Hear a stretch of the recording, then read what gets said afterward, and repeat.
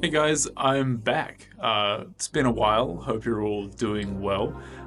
Today, this video, I'm back talking about this AZRacing CS Pro rig. And the reason why is pretty simple. I did a video previously, we talked about this cockpit and how you can use it in a Formula One style race position. But that's not what makes this rig special. And I had some people in the comments asking me about this because I do touch on it briefly, is how is this rig possible of doing F1 racing and standard kind of GT racing at the same time?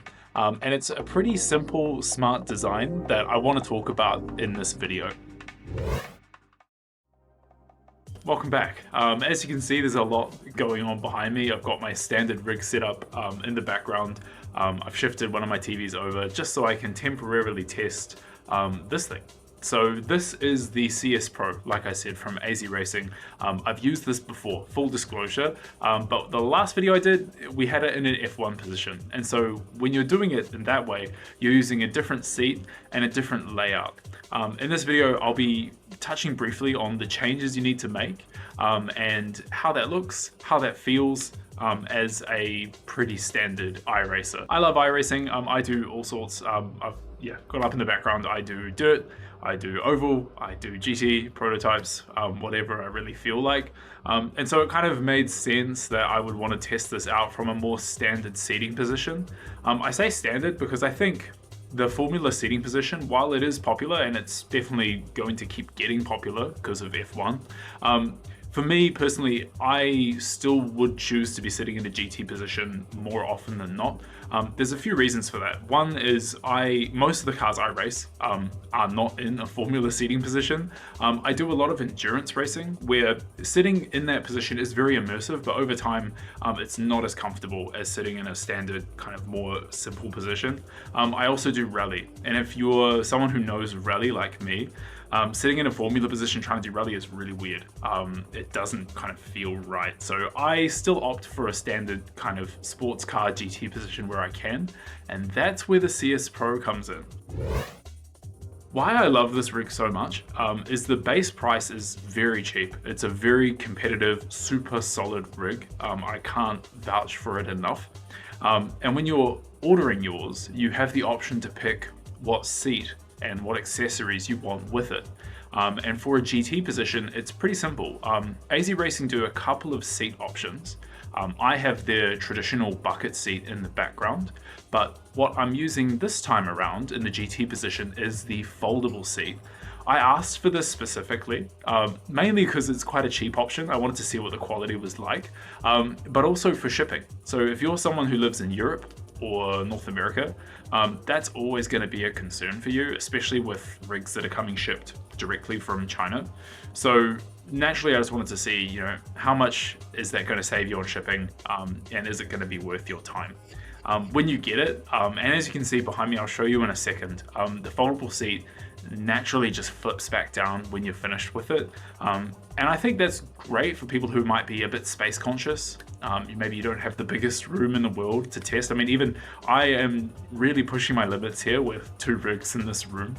I think it's probably easier just to illustrate this point from a POV view, but you can see that really with the foldable seat, even if you disconnect the wheel and you just have the base, your pedals, and your chair, it's a pretty micro setup, all things considered.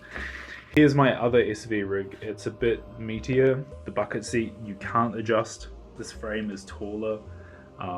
Obviously I've attached things like wind, which you don't need, but it just gives you an idea of bulk, full-ish setup versus something a bit more micro and a bit more compact. And that's why I like the CS Pro so much.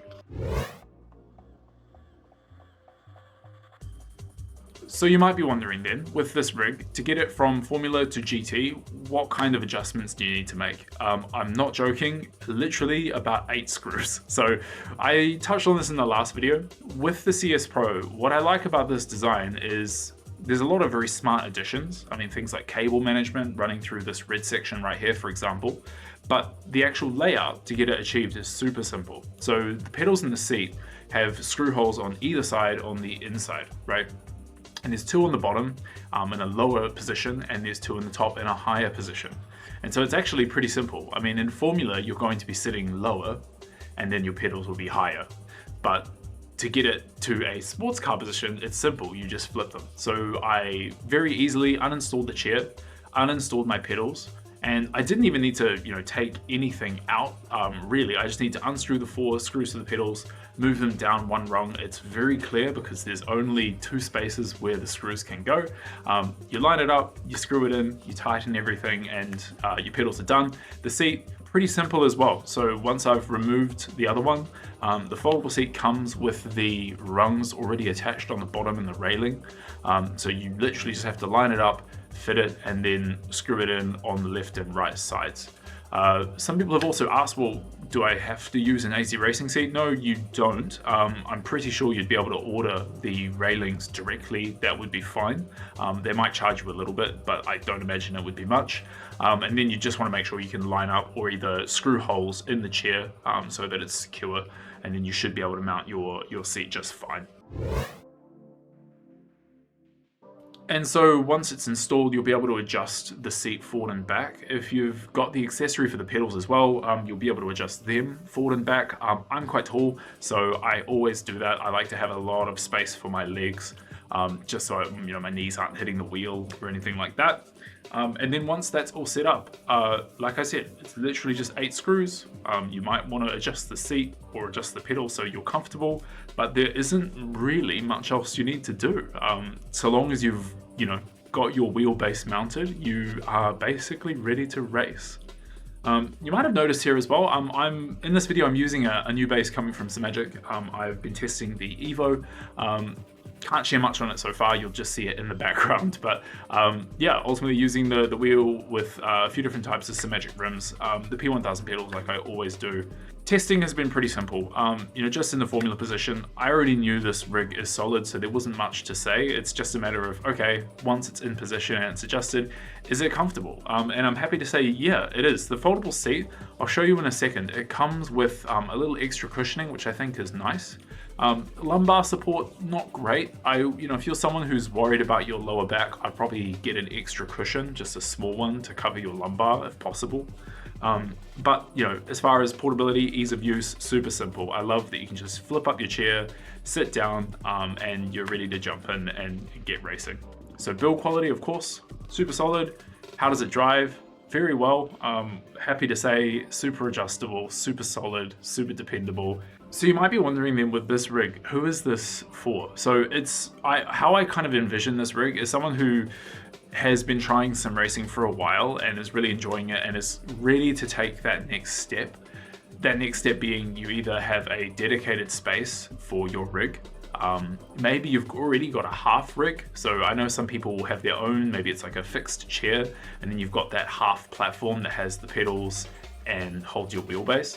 Those are great as an entry-level setup. This is now getting into the solid, like mid-tier is what I call it, where you've got your own rig. It's an all-in-one piece. It comes with its own seat.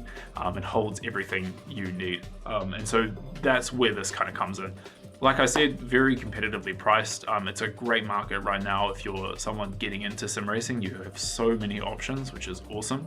The only issue is obviously shipping, which is why this rig was designed. It's designed to kind of be a better option for people living overseas and be able to ship a bit more competitively. So like I said, I picked the foldable seat, and overall the price is pretty competitive. So I really encourage you check AZRacing out. I think they've done a super solid job with this one. Thanks again, Alan, for your patience. Life has been getting in the way a little bit, but we're finally back doing another video. If you see me out there on iRacing, say hello. I'm on there all the time. And otherwise, just wanted to say thanks so much for watching.